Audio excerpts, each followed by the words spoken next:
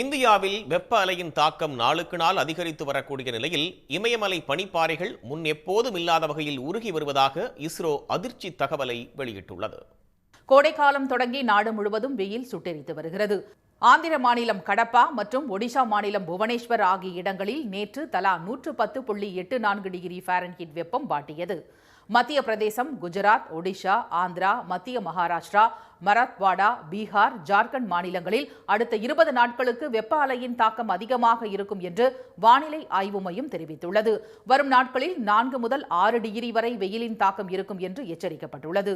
மேற்கு வங்கத்தில் வெப்ப அலை குறித்து தொலைக்காட்சி நேரலையில் வானிலை குறித்த செய்தியை வாசித்துக் கொண்டிருந்த செய்தி வாசிப்பாளர் லோபமுத்ரா சின்ஹா கோடையின் கொடுமை தாங்காமல் மயங்கி விழுந்தார்.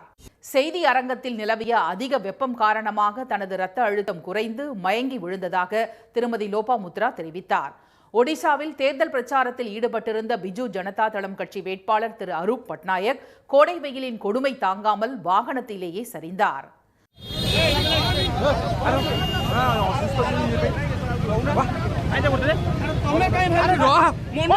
உடனடியாக மருத்துவமனைக்கு கொண்டு செல்லப்பட்டு அவருக்கு சிகிச்சை அளிக்கப்பட்டது. சுட்டெரிக்கும் வெயிலால் மனிதர்கள் மட்டுமல்லாது பறவைகளும் கடுமையாக பாதிக்கப்பட்டுள்ளன.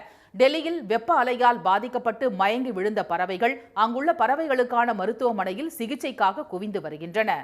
अब जैसे जैसे हीट वेव बढ़ेगा वैसे वैसे जो नंबर्स ऑफ बर्ड्स है वो हीट स्ट्रोक में ज़्यादा आएंगे. जैसे ये हीट स्ट्रोक में ज़्यादा आने लगेंगे तो इनका जो हीट स्ट्रोक की वजह से जो है बीमार भी ज़्यादा होंगे. तो उस वजह से नंबर ऑफ केसेस हमारे पास इंक्रीज़ हो जाएंगे. जैसे जैसे इंक्रीज़ हो जाएंगे तो वैसे केसेस में हाइक आएगा काफ़ी ज़्यादा. और बहुत सारे बर्ड्स हमारे पास इवन ऐसे भी आते हैं जो हीट वेव की वजह से सर्वाइव भी नहीं कर पाते. தகிக்கும் வெயிலின் கொடுமை தாங்காமல் மக்கள் வெளியே வர அஞ்சி வீடுகளுக்குள் முடங்கும் நிலை ஏற்பட்டுள்ளது. அத்தியாவசிய தேவைகளுக்காக வெளியே வர வேண்டிய சூழலிலும் முகத்திலும் தலையிலும் ஈரத் துணிகளுடன் செல்வதாகவும் அதையும் தாண்டி வெயில் தாக்கம் அதிகரிக்கும் போது நிழலை தேடி ஓட வேண்டி உள்ளதாக மக்கள் வேதனையுடன் தெரிவிக்கின்றனர்.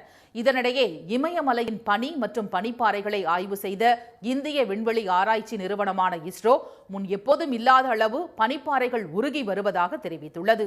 இந்திய இமயமலை பகுதி முழுவதும் உள்ள பனிப்பாறைகள் பல தசாப்தங்களாக வேகமாக உருகி வருகின்றன. இதன் விளைவாக பனிப்பாறை ஏரிகளின் அளவு குறிப்பிடத்தக்க அளவில் அதிகரித்துள்ளதாகவும் இஸ்ரோவின் சமீபத்திய ஆய்வுகள் தெரிவிக்கின்றன. உடனுக்குடன் செய்திகளை தெரிந்து கொள்ள சன் நியூஸ் பெல் ஐகானை கிளிக் பண்ணுங்க.